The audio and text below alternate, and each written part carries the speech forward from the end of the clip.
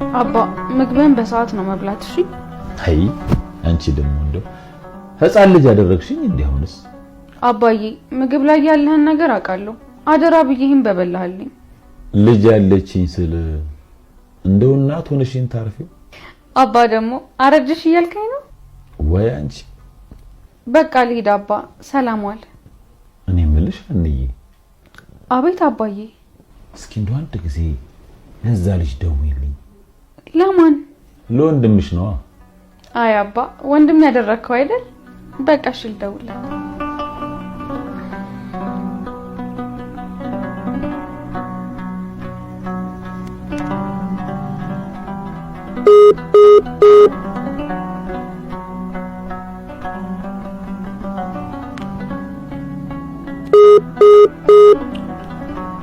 አባ አይሰራም ስልኩ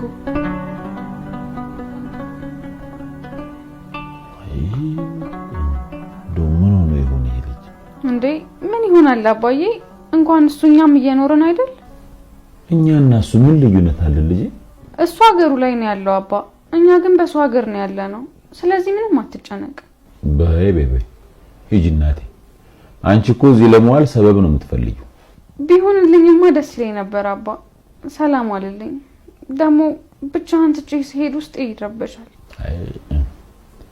የልጅ ልጅ እኮ አሳቀፈሽኝ ቢሆን እንደዚህ ለብቻ ያልሆነም ነበር አባ እሱማ መች ይቀራል በቃ ሰላም አለልኝ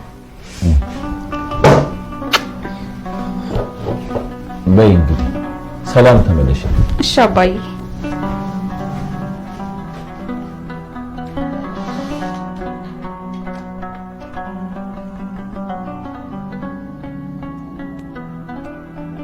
እሺ አሁን ምንድነው ማድረግ ያለብኝ ወይኔ መዝገብ እኔ እኮ ተው ብዬ የነበረው የአባቴን ጭካኔ ስለማውቀው ነበር ተው ስለምን አለ እሺ ብላኝ ተተው ቢሆን ነው እሺ አሁን ምን እንደማደርገው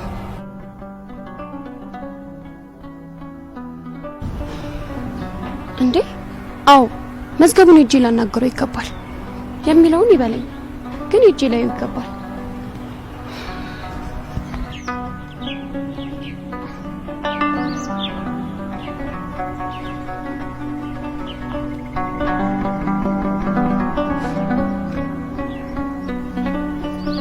ሄሎ ዶክተር እንዴት አደርክ እግዚአብሔር ይመስገን ይቅርታ በጧት ደወልኩኝ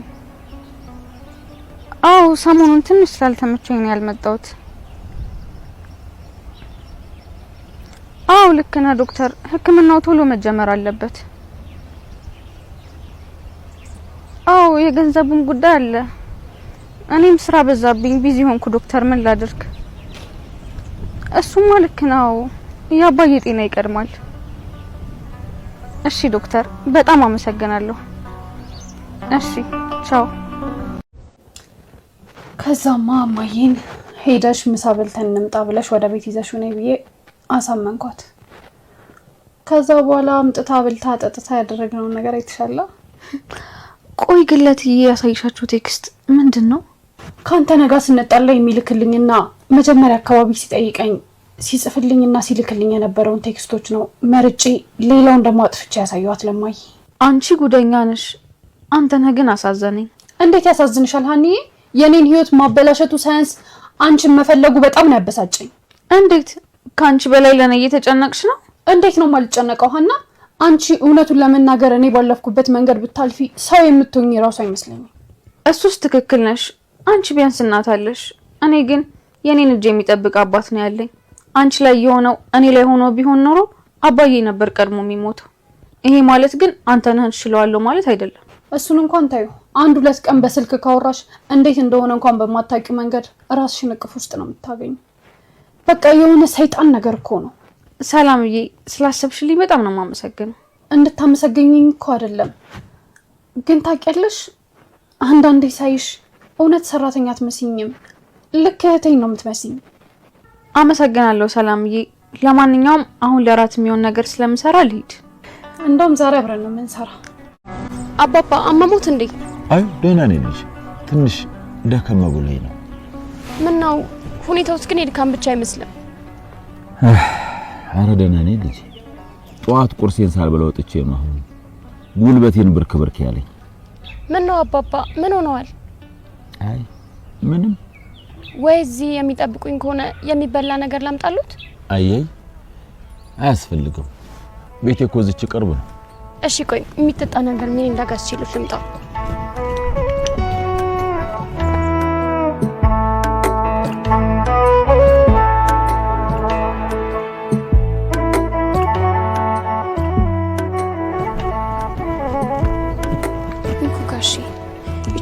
እቺን ጠጡባ ጉልበት ትሆንታለች። አይ ልጄ ያዙ አባባ እንደው ዝም ብለሽ እኮ ተቸገርሽ። ቅርብ እኮ ነበር ቤቴ ነው እዚህ። ጉልበት ትሆንታለች። እሺ እሺ አዳው ጠጭና ስጪኝ። አረ እሺ